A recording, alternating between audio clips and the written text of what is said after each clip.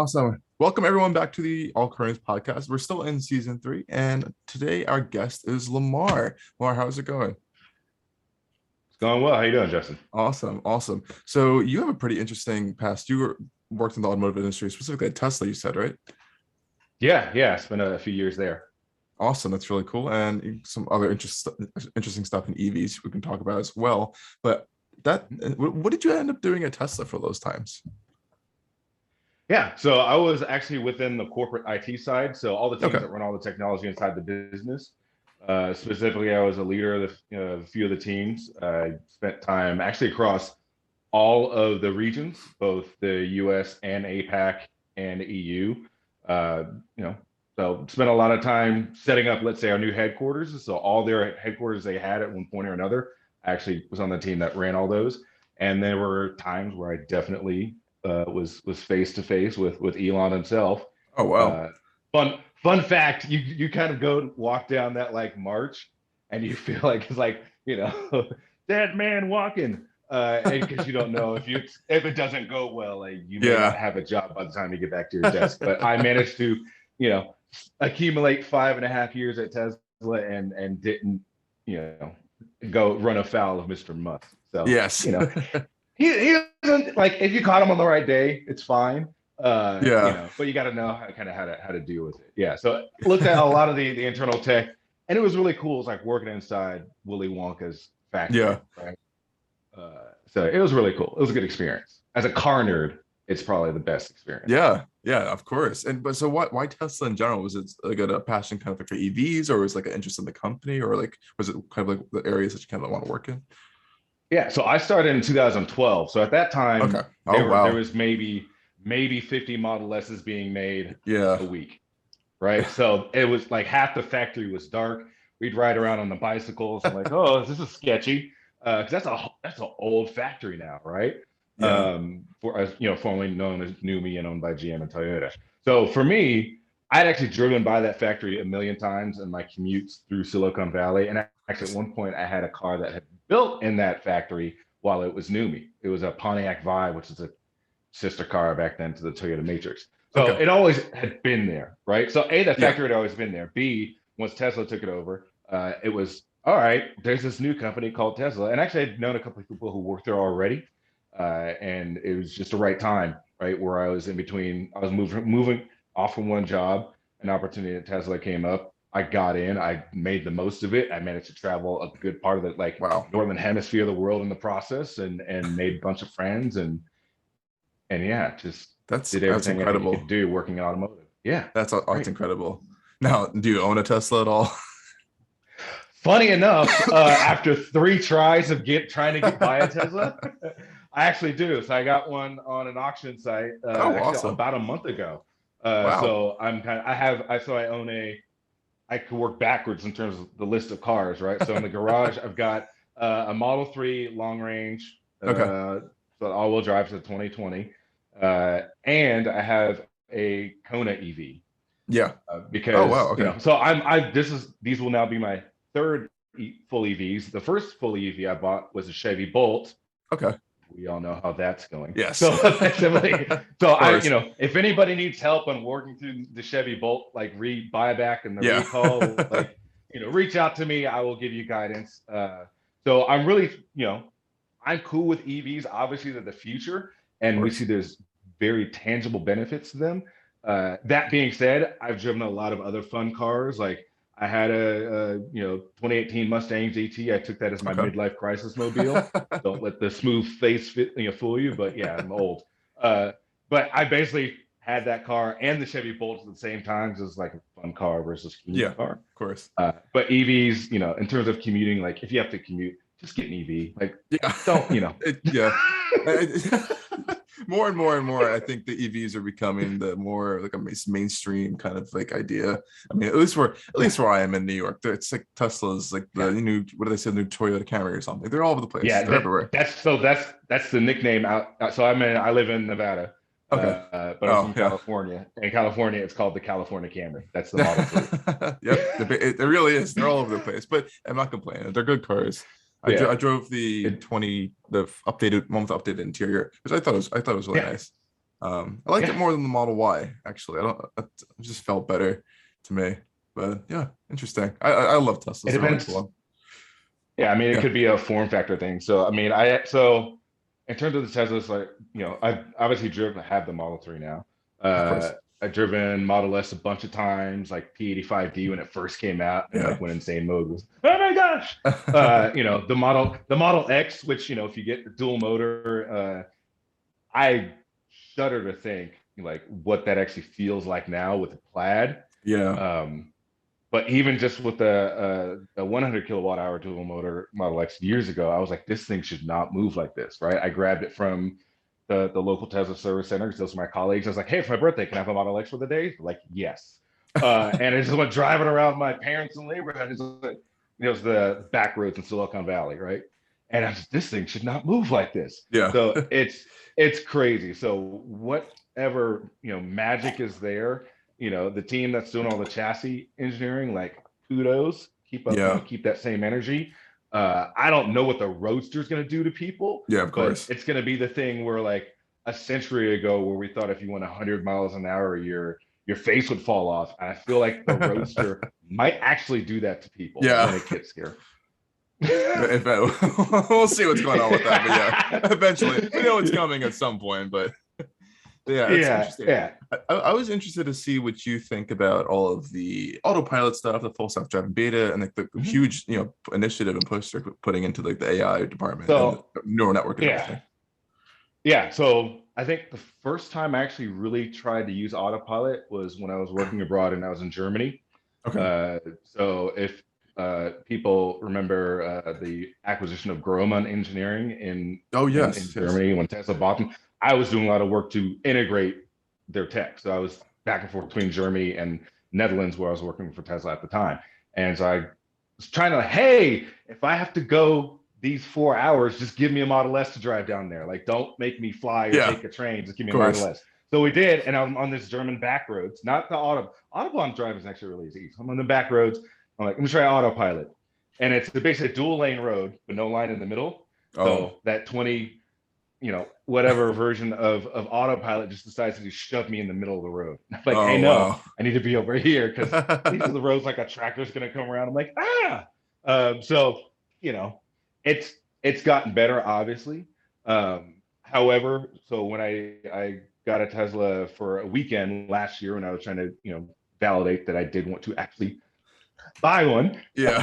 So I took a Model 3 on my standard driving route. I go from Las Vegas up to southern Utah, and twice autopilot tried to kill me. Right? So the phantom braking thing. So I've experienced it. That was back in August of last year. They said the software was patched. Fine. I did the same drive last weekend with a friend in the Model 3 I have now. That's a 2020. The one I drove was a 2021. It was not autopilot. It was the traffic aware cruise control, right? It was just cruise control at the speed limit. There's nothing 100 meters before or after us. And all of a sudden, brakes go on and we're going like 55. Oh my gosh. So I was gonna let my friend drive, and she's like, I'm good. She's like, after that, she was excited. I want to drive it. And after that, she was scared to drive. So there's bugs that need to get worked out. Yeah, of course. It's hard because we keep playing up the rhetoric of giving them time they're a startup. Hey, like we can't play that game anymore. Yeah, not anymore. Not at this point. and that's not to be a fudster, like to be transparent. I am still a Tesla shareholder, right? And obviously if I went now down the road 3 times to try and buy a car, but I'm like, hey, maybe fix the software.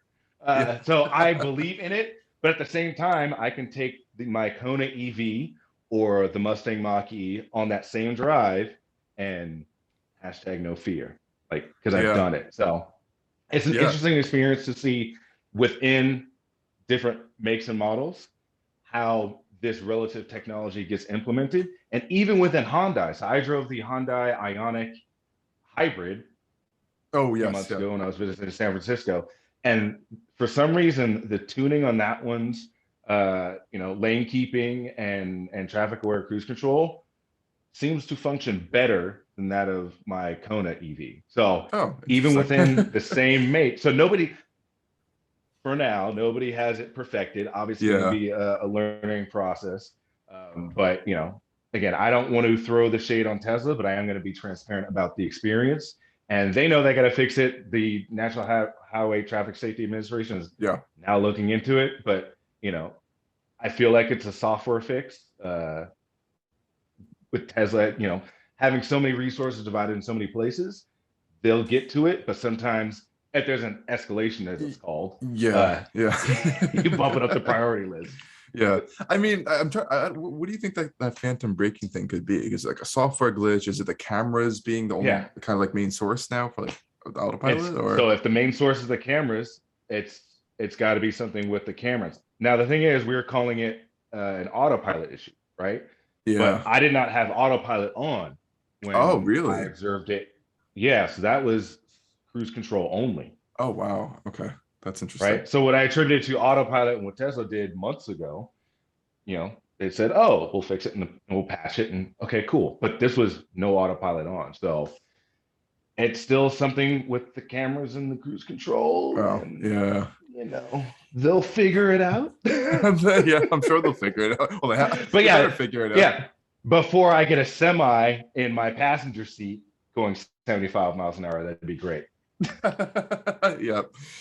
Well, it's insane, but it does go to show how different I think those systems are from, because we have a Subaru and it has their eyesight system. The eyesight. It works great, honestly. Yeah. I drove like 2.5 hours on the highways. I'm just like, this is actually really nice, because it has the radar, it has the blind spot, it bumps you in the, it actually steers now. I'm like, you don't need to get a Tesla. Yeah. But it's just, everyone's Right. kind of coming out with these systems. I think Yeah. I remember going back, I'm sure you may remember this, when the autopilot branding whole situation was going on, like, should it be called autopilot, and all the different names for these things. So it's really interesting where everything's going with all this technology integration into the vehicles. Yeah. Yeah. I definitely want to get my hands on a GM product. I Yeah. mean, yes and no. But I want to try Super Cruise. I would like to try Super Cruise. Again, that's a different methodology, to how it's built. And like, I would love to know what the relative tech share between Cruise is and GM, right?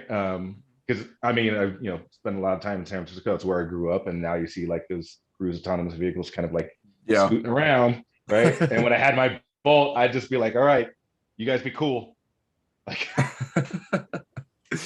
yeah, I think the Super Cruise, they're touting it.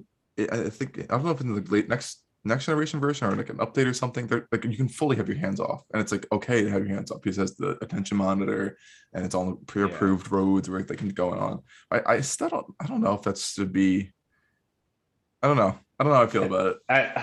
And in the same vein that what I do with technology now in terms of my career, we like automation, but there at some point still needs to be a human in the loop. Yeah. And then for the sake of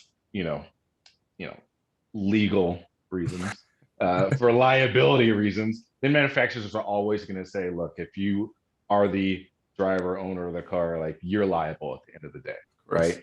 Obviously the software could be smarter than us and react better than we can when it's working. I mean, we've already seen autonomous cars drive around racetracks at speed, so that's already a thing. The issue is that's a pre-programmed route. It's not a dynamic environment like the city, but that's why what Cruise is doing, I think, really good work in testing like such a dynamic environment like San Francisco, right? You've got the buses are going to do what they're going to do. Even the bike riders going to do what they're going to do. Yep. You know what is always a wild card in a city like San Francisco or New York? A crackhead. So you have to be able to tune for the ultimate variable in a city when it comes to autonomous driving. Yeah. I mean, and I think in that aspect, it's just going to take learning and a lot of processing and get the mapping of all these different objects and everything. And it's going to take time. But I think it's great that they're doing that. But at the same time, there's that double-sided effect of, there's going to be in cases of incidents and bugs being worked out, and it's going to happen. And I mean, I think in the larger general sense, it's pretty successful. But I think every time Mhm. there is an issue, and how the media is, it just like blows up, and it's like, oh my gosh, Tesla's recalling all Yeah. these cars. Meanwhile, they're setting a software update out. Yeah. But Yeah. I it know. I yeah, thought I was like, it's not a just it's like, oh come on. But yeah. yeah, Again, there's none of, there is a small percentage of that against GM with the Bolt, and it was yeah, literally like, am I allowed to park my car in my garage, or is my garage going to catch fire? Am I going to wake up in my bed and feel like this is fine, yeah, dog? Like, what are we doing? yeah. It would be great if there was that equanimity amongst the media coverage, but there's not, It's because not. Yeah, everything's of clickbait. So course. Yeah. I always just take everything with a grain of salt. Yes, definitely. And so, what other EVs like are you into? Like, do you really find like really are kind of striking your Yeah. chords right now? So I mean, it took forever to come out, but we're finally getting there with Lucid. Yeah, And it's actually like on my dream garage. If I had like an of course. unlimited budget, but pick 3 items. Well, that's a teaser for something we can talk about later. Yeah, But yeah, the Air is effectively Model S 2.0, right? yeah, That's what the Model S was supposed to evolve into, because the markets be as they may, and product development goes where it goes. But the tech behind the Lucid, we see with the efficiency, is out of this world, yeah, right? And so I'm really interested in, obviously it's always who's the new kid on the block, right? I'm not a truck person, but the Rivian looks dope. I got to see yeah, it when they launched at the LA Auto Show a couple years ago, and I was just like, that's awesome, right? Even like the Ford F-150, again, Mach-E I had for a weekend, that was great. It's fundamentally like, it's actually hard to build a terrible car now because everything is designed using technology. yeah, of So course. you really got to be just an idiot in terms of Yeah, product development. But yeah, the Lucid is in terms of attainable vehicles, right? Then we have like Rimac, right? yeah, of And then we course. have like the Pininfarina Bautista version Yep. of it. So we'll get there. Unfortunately, the Mercedes EQS looks like a bar of soap. But yeah, I think Lucid can't make the cars fast enough. If they really find a way to execute on rampant production, yeah, Model S is in real trouble. Yeah, I mean, I was shocked to see one. It was I think I saw a Dream Edition in my like local shopping mall, like parking lot. Just parked. I literally almost I probably stopped the car. I was taking pictures going around. I was like, there's no way. You're screaming. Yeah, I mean, like, hey, there's like a few hundred of those out there, and they're barely making them. And to see one near me, I was like, this is unusual. But I was able to get to. I don't know if I'm sure you've been able to see one of the experience centers for Lucid at some point. I haven't been to one yet. They actually don't have one in Vegas yet. They're chasing the same initial footprint that Tesla did, which I get, right? But it is what it is. I know enough people at Lucid, like it would not be hard for me to kind of get seat time. Yeah. But I'm also not in a hurry. In terms of like the list of cars I like to like go drive, half of them have been on Turo. So people are already putting Model S Plaids on Turo, which kind of demeans the entire feeling of it. So at some point, somebody's Lucid Air is going to end up on Turo. And it's like, this is the next great thing, but it's also just on Turo. So yeah, good and the bad side. We'll get there. Yeah, of course. I mean, I was able to go check one of those out, and they have the experience center in New York City. I was awesome, really cool. It was actually a little crowded too, which I thought was kind of nice. But yeah, it was really I thought it was impressive. Big, nice technology. It looks great. Mm-hmm. Well, I wasn't able to test it out on the road there, but I'm sure from what I've seen, it looks very quick and the handles well, and it's like solid. So like I think there's a lot of good points going for them in that direction. Yeah. And realistically, for the price, they better. So I do have a reservation on essentially the base one. I have a reservation on. And realistically, I know that's not like until like a 2024 kind of thing. So it was mainly because they sent an email out to people. It's like, well, if you reserve before, I think it was like June 22nd, then you'll retain the Electrify America charging deal. Of course, yeah. Right. Awesome. Which is like, it's the obvious like competitors has a supercharging. Yeah. It comes down to like, the idiosyncrasies of the implementation with each brand. Yeah, no, definitely. How do you feel? What do you feel with your Kona and your Model 3? Like, which one do you end up feel like you drive more? kind of daily, or some pluses or minuses between the So two? I mean, that's literally that's why I have them both. I'm like, which Yeah. one do I feel like I actually want to keep, right? So the Tesla's more fun, as it were, because of the it also has the acceleration boost. So it's like 0 to 60 in like 3.7, which is weird because it's faster than my old Mustang. Like, so that's why I have them both. I got the opportunity to get to purchase that Model 3, and I said, I'm not doing anything that means I can't afford to have both. I will have both and see how it actually goes. Because the Kona EV, I can't remember what they want to call it. It's not that cheap, right? It gets into the mid 40s, right, Yeah. in terms of the cost. But I want to compare them apples to apples. One's a sedan, one's a hatchback, or a mini SUV, whatever you want to call it. Great. But I like them equally. I'm hoping to actually take the Model 3 in a road trip into California, so I get the full experience of supercharging over a road trip. I did the same thing with the Kona on Christmas, and it was a better experience than the same drive distance having done it in the Bolt, which was struggle city. So I like the Model 3, but it hasn't blown me away. So sorry, Tesla fanboys. I maybe haven't driven a lot of cars, but there's a lot of options. I'll give you examples. Things that are better I'm not gonna do the 10 things what I hate, because I hate that trope. Content creators, be more creative. The Kona has cooled seats.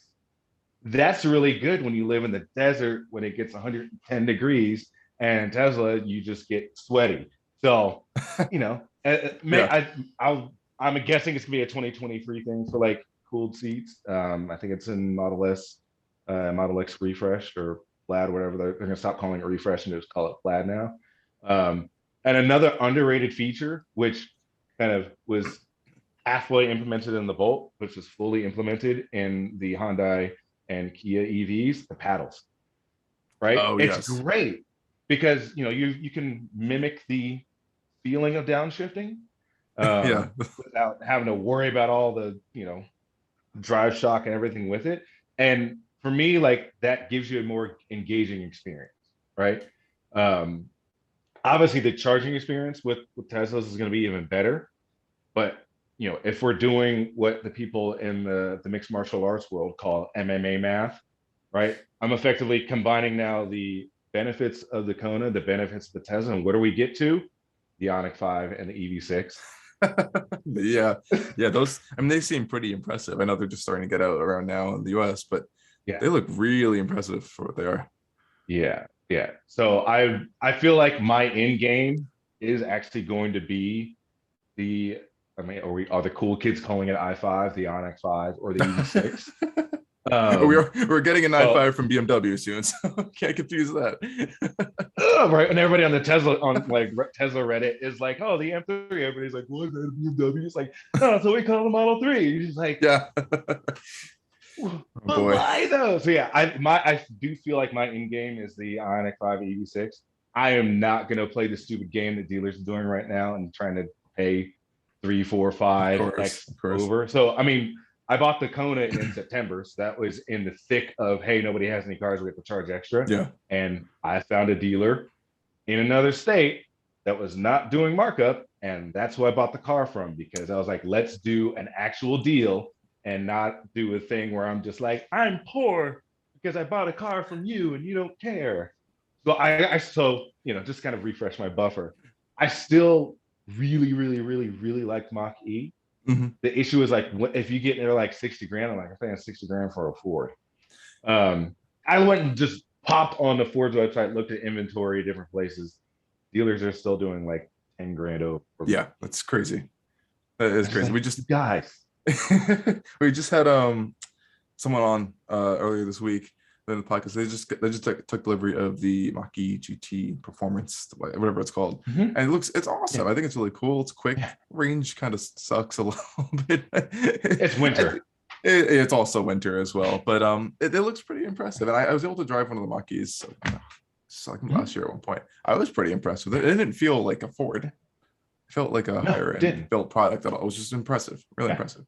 Yeah. Yeah, I was like, all right, Viva Mexico, because you guys are building good down, very well down there. Yeah. Yeah, so I did like when they first dropped them and said do your reservations. That's actually where I went to was I'm going to do a Mach-E GT reservation.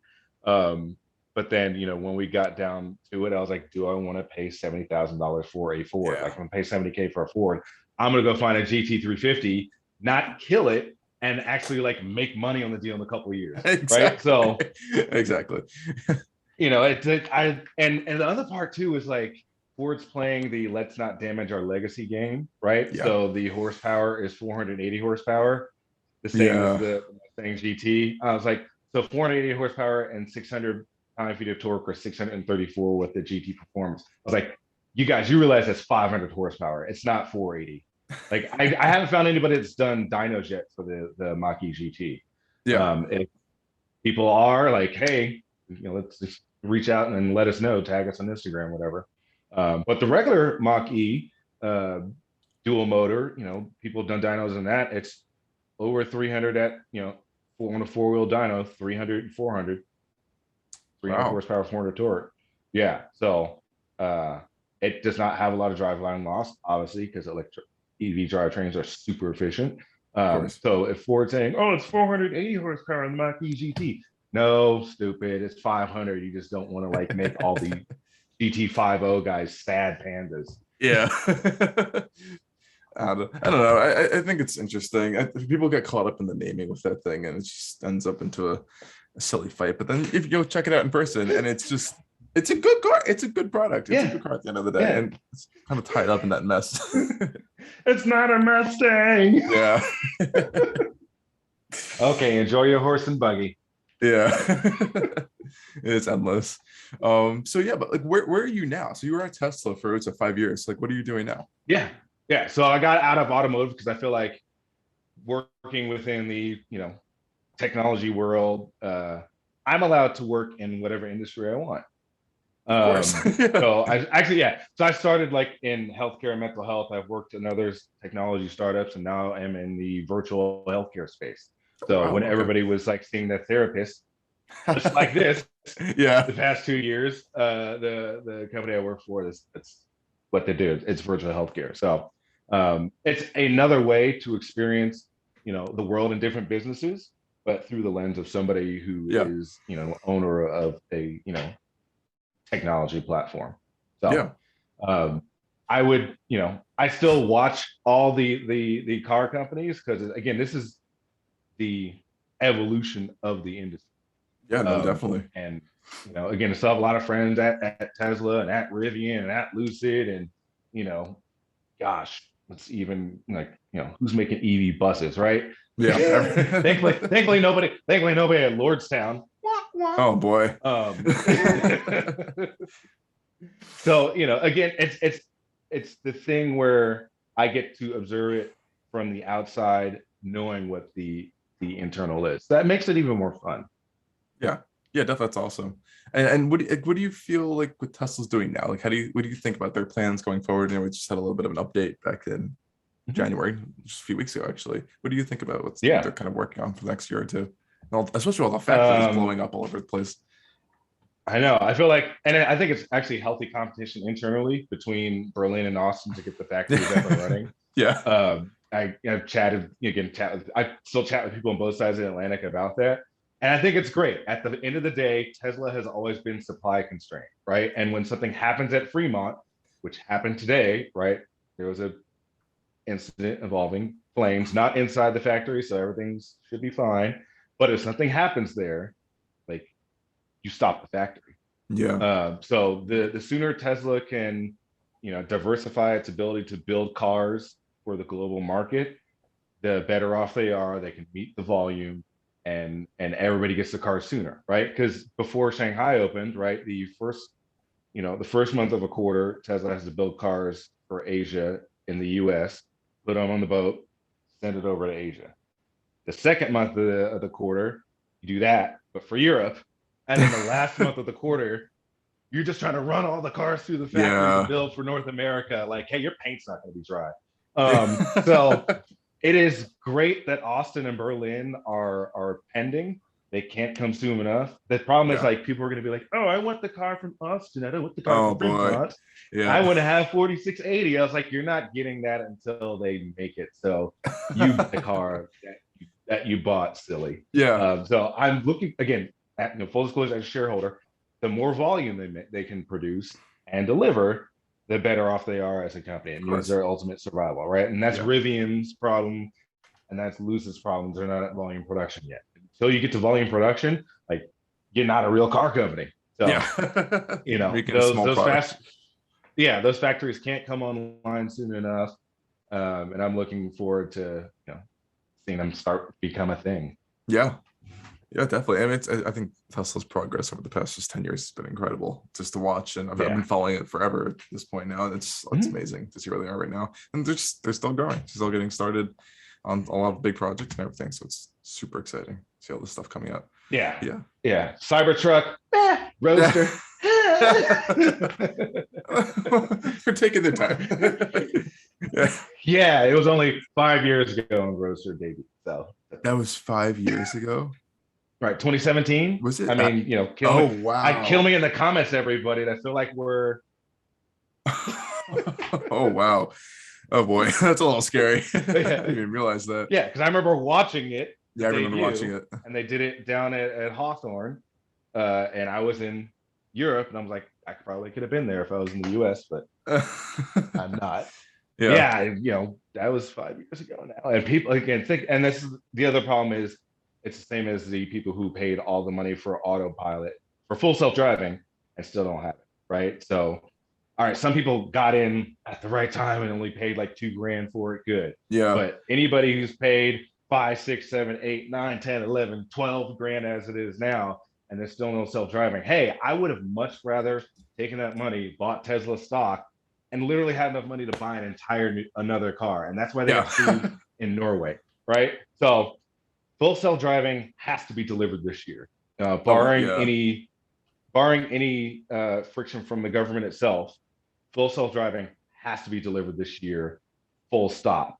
So that's their digital priorities. That's why everybody's like, "Where's the $25,000 car?" They actually have too much to worry about. Like, I don't even like that they're making the robot. Don't get me started on that. But yeah, full self-driving has to happen. Austin and Berlin will happen. They're super close. Like, I'm hoping that when I go to the Austin Grand Prix later this year, talk to my old colleagues, maybe get a tour. So those will be great. But the biggest challenge, yes, is FSD. Yeah, I think they seem like this year they're going to try to focus on a lot of just getting things up and running. They have so many projects going on, try to get out. I know, like you're saying. Yeah, it's crazy. Tough. I have a board down here with all my work projects and just all these 3x5 cards. But if you keep putting them on the board and none disappear, you probably need to stop, collaborate, and listen to what's going on. And you got to do a little bit of focus. So that's all I ask of Tesla. Focus on the backlog, as we say, and deliver the most critical items. Yeah, of course. That's definitely what they need to do. So you said you had any questions you had or anything? You prepared? Yeah. So yeah, it's kind of a trope with the game, but it could have been a nice record. Yeah. If you got like the unlimited budget, but you can only pick 3 vehicles, what's going in your garage? Oh gosh, I get that. I do like these Q&As on my stories on Instagram sometimes, and I get those questions all the time. I'm just sitting there like, this is gonna take like a few hours to figure this one out. There's so many things. There's so many great cars at this point. Like, and you were even saying before, everything's like automated. Everything has to be at least good enough to be like decent because you're competing with everyone on top of that. But yeah, that's a tough one. I really do love. I genuinely do love the Lexus LC, the big one. It's like the coupe. That's one of my favorites. LC500. LC500. Yeah, I got to drive the convertible version in Manhattan. Oh, this is incredible. Nice. It's incredible. It's not even like a fun sport. It's not even like a sports car. It's like a nice GT cruising car. It just sounds great. Looks great. I was like, I'd love to have one. And honestly, used, they're not that expensive. So, no, I trust. Hey, I was looking. They're not that crazy expensive, but yeah, those are. I really love those. I'd really love to have a GT350 or a GT350R. Those were always been on my list. a Julia quadrifolio if I could have the money to sort out all the issues on the side one day. But that's but hey, no, I have one of my followers I want to follow actually lives locally near me in New York. They had a Julia QV. Yeah. And the problems that they had were it's just like insane. And it was mostly, I think he was most talking most with the dealerships. They didn't really know what they're doing. It's kind of hard to kind of get this. It was really complicated engines as well. And there's like weird issues of water coming into the cabin. The whole like wiring systems being like going crazy. It's like these are new cars. We don't need all this stuff still happening. Yeah. And I mean, well, again, if it's the first year, okay, I get it. But like if problems keep extending into subsequent years, you go, oh, so we missed that during validation, as it's called during the process. Yeah, of course. So we didn't take it through a car wash at all. Yeah. So, but I can understand that. Yeah. Those are a good top list. Yeah. I think I was trying to like find just, the approximate amount of diversity that one could have. So I think I went with a G550 4x4 square. Oh, wow. From the Mercedes G-Wagon. Yeah. Right. This is in no particular order. I'm not even a truck person. Yeah. McLaren P1, because I said blank check. And P1 is as cool as it gets. And then the Lucid Air, like max range, whatever. Oh yeah, those are good. What is it even called? Dream Edition Performance or something? Yeah. The Dream Edition. Well, the range one, there's like the Dream. Yeah, whatever. Hey, Lucid product people, figure it out. Yeah. They're great. I know I met some of them on Twitter. They seem like really great people too. So wish them best of luck. Best of luck on the Lucid side. This is all great. Thank you so much for coming on. I think the Zoom, I don't know why this Zoom thing's been cutting me off at weird times. So I'm afraid it's going to send itself again. Sorry. I can email me about that. I can help you. Yeah, definitely will do. Thank you so much for coming on, kind of sharing like what you were doing at Tesla, so your experience or insight into the EV industry. And hope you have the rest of this afternoon over there still, or going into the evening. Going to the evening, and you're in the evening in New York. But it was great. Let's do this again. And everybody, follow Allcarnews News on Instagram, YouTube, all the channels. Yes, all the channels. The podcasts. Yes. Subscribe, like, all the things, please. Yes. And make sure everyone to stay tuned for the next episode of the Allcarnews Podcast. Thank you all again for watching and have a great day.